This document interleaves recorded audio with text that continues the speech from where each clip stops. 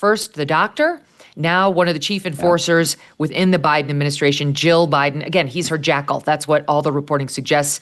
Up there, will not answer the question, incredible, of whether any unelected official or family members executed the duties of president and whether Joe Biden ever told him to lie about his health. Your thoughts?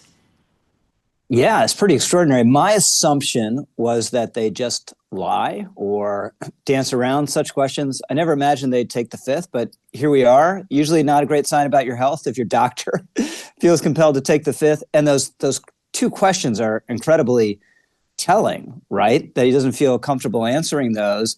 And on the AutoPen controversy, Biden does this interview with the New York Times. Kind of extraordinary that he didn't do an interview with the New York Times his entire presidency. Donald Trump, who hates the New York Times, is on the phone with Maggie Haberman, a New York Times journalist, all the time.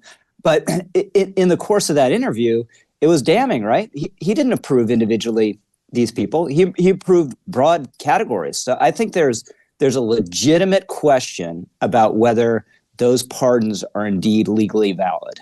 Do you think there's any chance these things actually get overturned?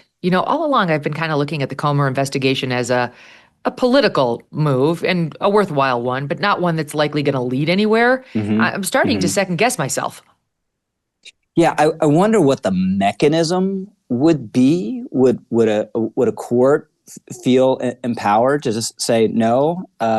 Sorry, this doesn't apply.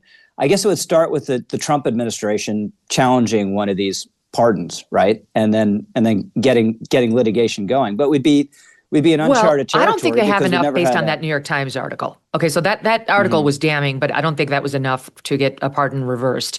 However, I'm interested more in this Comer lane because they're running in tandem, and so you've got the admissions to the New York Times, coupled with.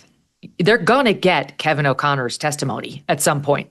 I think they're going to give this guy immunity. They don't want to put Kevin O'Connor behind bars. They want an answer to the question. Right. And his only other claim of privilege is Dr. Patient, which can be pierced by a subpoena.